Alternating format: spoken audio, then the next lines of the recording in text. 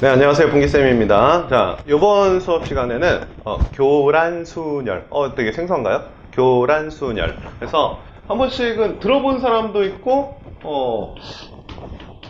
처음 들어본 사람도 있고요. 교란수열에 대해서 한번 공부해 볼 건데, 교란수열이 뭐냐면, 선생님이 거기 써놨어요. 시험지를 채점하는 경우의 수. 시험지를 채점하는 경우의 수. 여러분들 어떡합니까? 여러분들 두 명이서 이제 시험을 봤어요. 그러면 채점할 때 어떻게 해? 두 개의 시험지를 이렇게 교대해서 서로 바꿔갖고 이제 서로 채점을 해주죠. 배짝꿍터.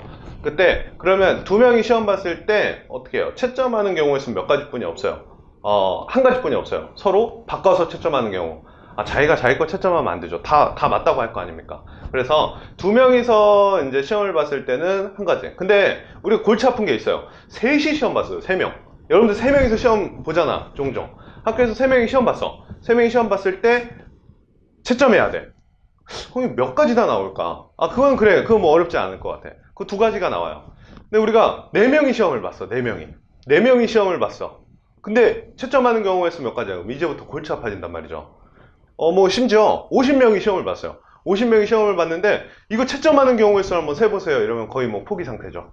말이 안 되는 거예요. 그래서 아무튼 간에 이런 걸 좀 논리적으로 셀 수 있게 하는 이론이 교란순열이에요. 그래서 이 교란순열에 대해서 한번 살펴볼게요. 교란순열이라고도 하고 교란순열수라고도 하고 뭐 말이 많습니다. 뭐 완전순열수라고도 하고요. 근데 아무튼 간에 시험지를 채점하는 경우의 수인데 요거는 이제 하나의 함수를 좀 도입을 할 거예요. 하나의 함수.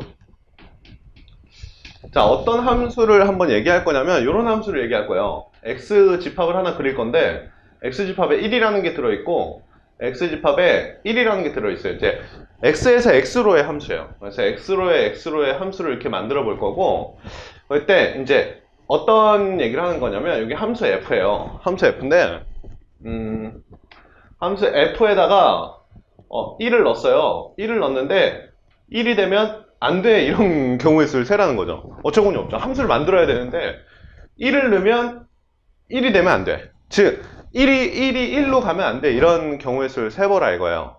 근데 지금 x집합의 원소가 몇 개 들어있죠? 한 개가 들어있잖아요. 딱 한 개. 그래서 그 경우의 수를 a1이라고 해볼게요. a1 이렇게.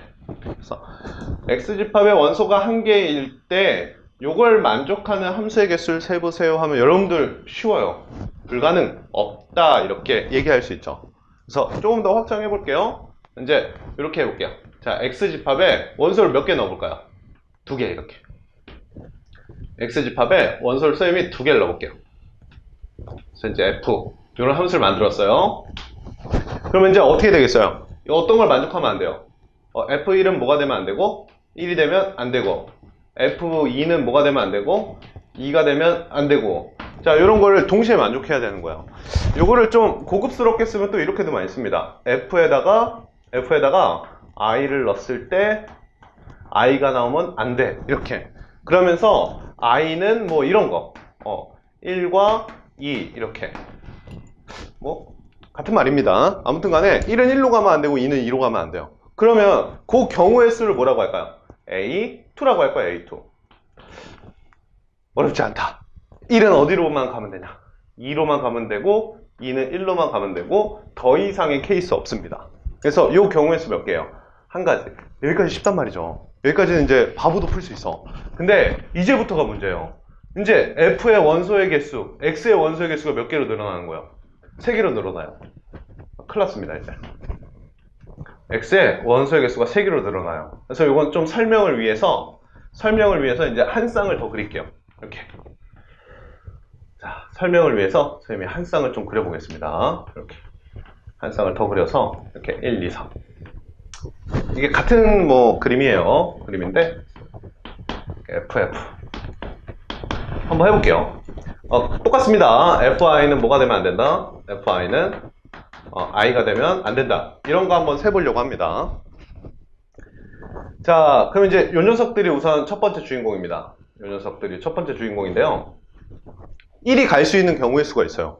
1은 1로는 못 가지만 2와 3으로 갈 수 있거든요. 그러니까 1은 2로 갔다고 치고 우선 A3를 구하기 위해서 1은 2로 갔다고 치고 우선 2배를 곱할게요. 왜냐면 2가 1이 3으로 간 경우의 수도 우리가 세야 되기 때문에 2배만큼 해줄게요. 그래서 1은 2로 갔다고 칩시다. 그럼 이제 2가 문제죠. 2가 문제인데 이제 케이스가 1번 케이스와 2번 케이스를 그린 게 2가 가는 경우의 수가 좀 달라요.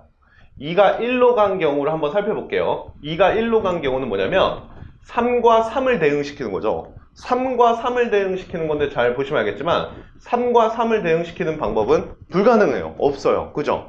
근데 3과 3을 대응시키는 방법이 뭡니까? 여기 앞서서 얘기했지만 A1이에요. A1. A1이 뭐예요? 1과 1을 대응시키는 거. 같은 것끼리 하나씩 같은 것끼리를 대응시키는 경우의 수는 없다고 얘기했으니까 3과 3을 대응시키는 거 이렇게 써볼까요? A1 이렇게 3과 3을 대응시키는 건 A1 이렇게 없죠. 이거 뭐 이런 상황이 만들어지면 이제 못 만드는 거예요. 자, 두 번째 케이스 뭐냐면 2가 1로 간 거 셌으니까 2가 1로 가지 않는 걸 세면 되겠죠. 그래서 2가 1로 가지 않는다. 이게 다른 말로 뭡니까? 2가 1로 가지 않는다. 그러면 얘가 무슨 역할을 하기 때문에 1로 가지 않는다 이렇게 얘기해도 되냐면 얘가 2의 역할을 하고 있기 때문에 1로 못 간다 이렇게 해석해도 되죠. 그렇기 때문에 이거 뭡니까? 2와 3을 배치하는 방법 여기서 했어요. 그죠? 두 개 1과 2, 1과 2 같은 거 두 개를 배치하는 방법은 크로스하는 방법밖에 없어요. 그죠? 그래서 얘네 둘을 배치하는 방법은 이렇게 크로스하는 방법밖에 없단 말이죠. 그래서 크로스하는 거 두 개가 크로스하는 거 뭐였어요? A2였어요. A2. 그래서 이렇게 A3라는 걸 만들어낼 수 있어요. A1이 뭐죠? A1이 0이고요. A2가 1이에요. 그래서 1이니까 두 가지 이렇게 셀 수 있습니다. 그래서 뭐 A3까지는 좀 찾았네요. 그죠? 요게 굉장히 중요한 식입니다. 요게. 자, 마찬가지로 요 원리를 통해서 이렇게 얘기할 수 있어요. A4. 자, 4명이 채점하는 경우의 수는 여기 보면은 이제 여기 2가 곱해졌잖아요. A4는 이제 3이 곱해질 거고요. 여기에 A1, A2를 더했듯이 얘는 이제 A2, A3를 더할 거예요. 자, 요 내용 우리 한번 해볼까요? 요 내용을 또 그림 그려서 한번 우리가 분석을 좀 해볼게요. 자, 우리 4개짜리 한번 해볼게요. 4개짜리. 1, 2, 3, 4 이렇게. 얘도 좀 설명을 위해서 선생님이 두 쌍을 좀 그려놓으려고 합니다. 3, 4 이렇게. 자, 얘가 이제 F예요. 한 쌍 더 그릴게요. 이거 케이스가 두 가지가 나오니까 한 쌍을 더 그려보고요.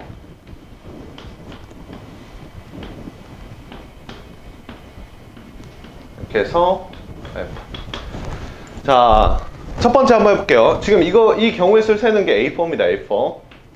자, 1이 선택할 수 있는 게 몇 가지가 있다고요? 1이 선택할 수 있는 게 2, 3, 4, 세 가지가 있어요. 그래서 1은 2로 갔다고 칩시다.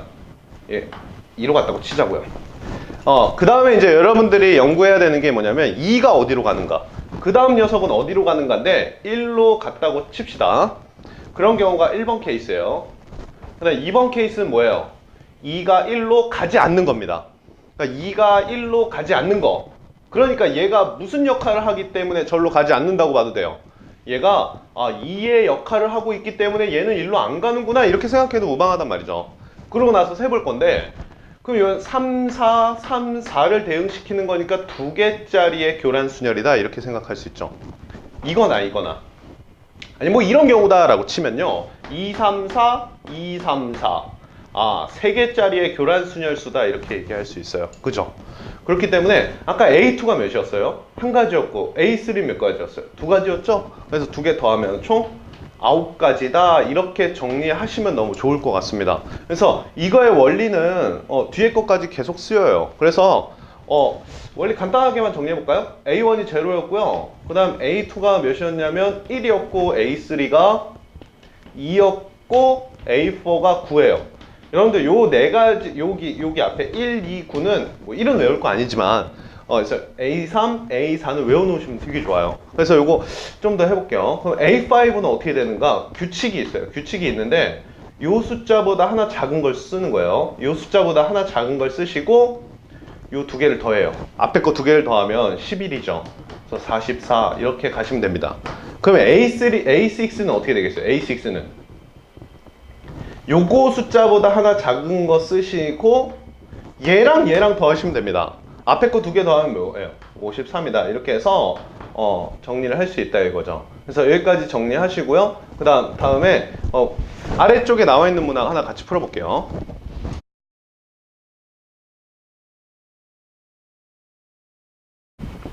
자, 거기 아래에 있는 예제문항 한번 풀어볼게요. 예제문항 뭐냐면 이렇게 9개의 원이 있어요. 이렇게 9개의 원이 있고 3가지 색을 칠한대요. 3가지 색을 칠하는데 이렇게 가로에 다른 색이 있어야 되겠고 세로에도 다른 색이 있어야 된다 이런 뜻이에요. 그래서 색을 A, B, C라고 할까요? 색을 A, B, C라고 할게요.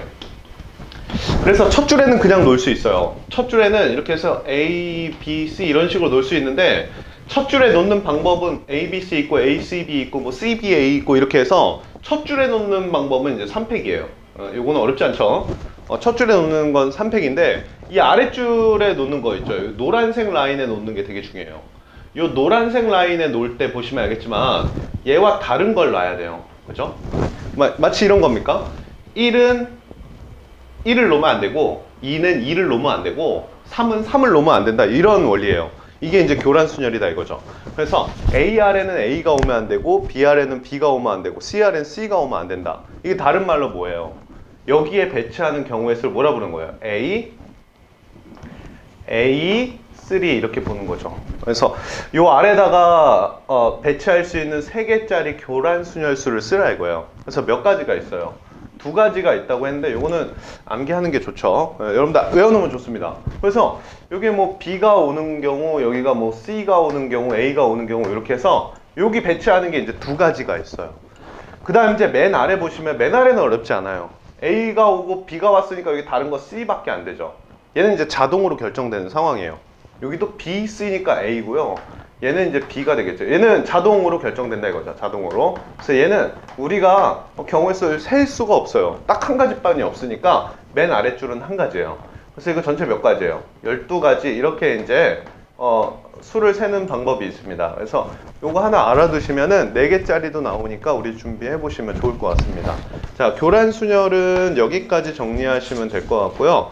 앞에 나왔던 내용들 다시 한번 복습하고 우리 다음 시간에 중복조합 이어서 할게요.